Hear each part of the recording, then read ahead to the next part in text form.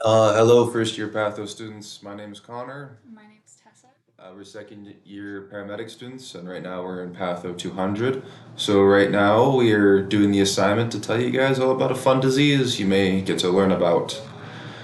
And that disease is Kawasaki disease, aka mucocutaneous lymph node syndrome. It's a disease with an unknown origin, but it still makes its presence known across the world.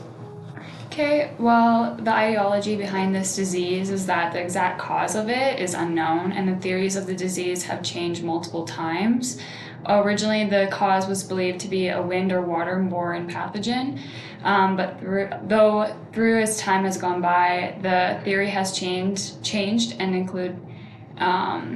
included a genetic marker being a critical factor. Those found with certain stereotypes, green receptors and estrogen to form of IgA antibody to be more susceptible to contracting the disease. Yeah. This disease also primarily affects children, it starts in the respiratory system, but then it moves to the cardiovascular system and just um, vasculature in general. It's the leading cause of acquired heart disease in the developed world and is slowly becoming more prevalent in the developing world. Other factors that point to Kawasaki disease being genetically related is the fact that if a sibling gets it, the other sibling is 10 to 20 times more likely to contract the disease. Another factor on top of that is those of Asian descent, primarily being Japanese, are a lot more likely to acquire the disease than any other ethnicity. Those believe that there's no evidence of the pathogen being transmitted person to person, and that exact pathogen is not exactly determined what it is. Around 40% of the patients diagnosed with Kawasaki disease have tested possible for another respiratory disease at the same time of infection, with the age roughly being around 4 months to about 5 years of age, though can also be seen in adolescents and adults and in younger than 4 months. The pathophysiology of the disease starts with an unknown pathogen that enters the body and then presumably affects the respiratory tract. This pathogen starts the response of lymphocytes, kinokins, and pathocytocytes. An important response comes from the IgA antibodies, which is an indication of the pathogen coming from the respiratory tract in your body. This response will cause myocarditis and arteriolitis. It's the formation of fibrinoid necrosis of the internal elastic leukemia. The fibroid necrosis creates lesions in the vasculature and unique to KD, the specific disease. This will cause the vessels to harden, which can lead to further cardiac arrhythmias or complications down, such as stenosis, thickened cardiac walls, ischemia and dysrhythmias, or rare cases of MI and death. Okay, and that's a pretty heavy list of symptoms, but those symptoms that you're more likely going to see on the first onset of the disease in its first stage is a fever. It must include a fever of 39 degrees Celsius or plus, especially with kids, that is a major concern because they can't control their temperature well enough. And it needs to include one of the other following. It needs to include a rash, swollen glands around the neck, dry, cracked lips, swollen, bumpy tongue. This is also known by the Brits as a strawberry tongue. Swollen slash red hands and feet and red eyes. Those are all pretty generalized symptoms, so Kawasaki disease can be hard to pinpoint. These will present in acute phase of the disease. In rare cases of it, it can cause conjunctivitis, myocarditis, abdominal pain, and hepatitis, as well as joint pain, along with many others. After the fever goes on away from the subsicate phase begins, if there's any cardiac problems, are to show that they commonly show during now this next phase. The convalescent phase begins at the 3 month period and can also show cardiac symptoms, but are unlikely to develop at this time. So, relating to how, as EMS, we would treat this disease, we can't treat the disease itself. We can only treat the symptoms of it. With kids, one of the main ones is keeping that temperature as low as we can. Not as low, we want to keep it in a healthy range because we don't want the kids to go febrile. So administering the kids acetaminophen, the dose we would use is around 15 milligrams per kilogram, upwards to a max of 970 milligrams. This would be in like an elixir.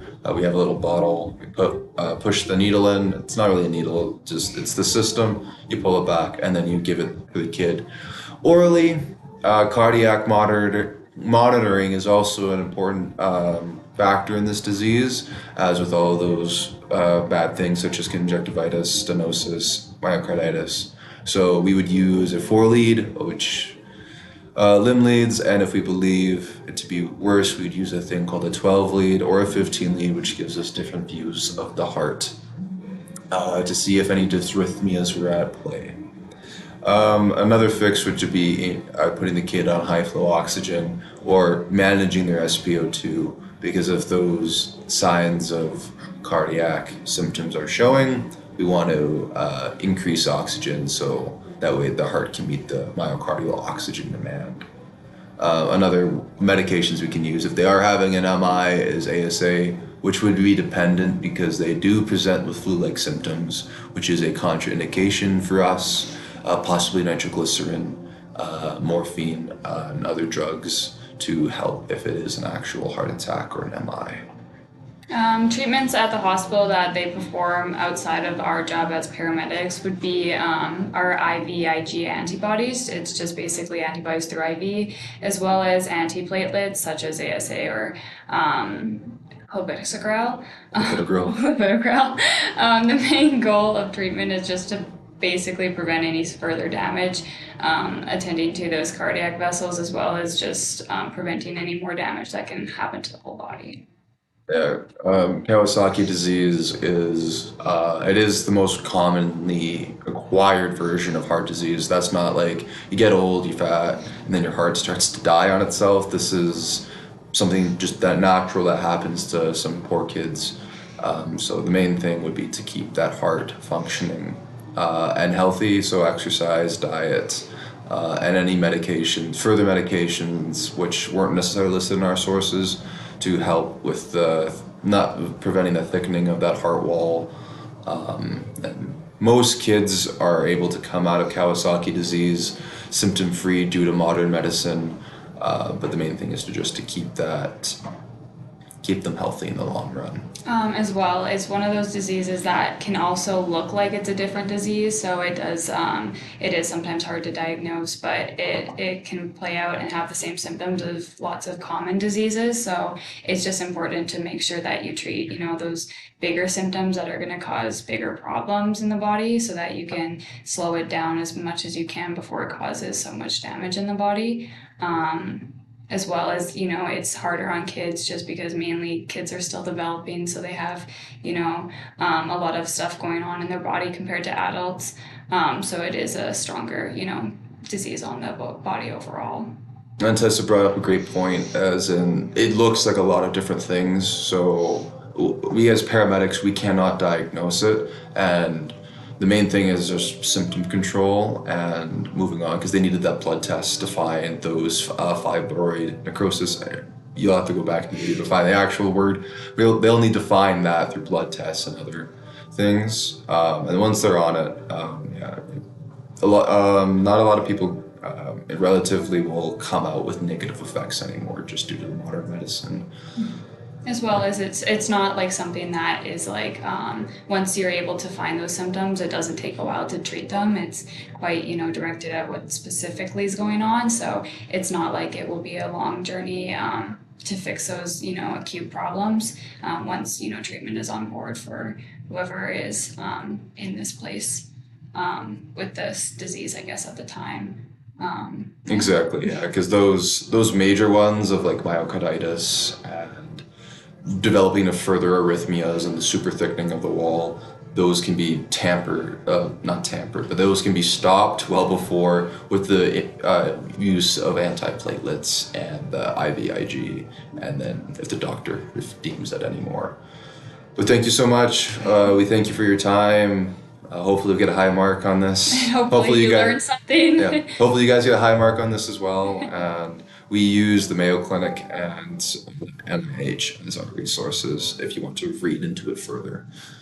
Thank you so much.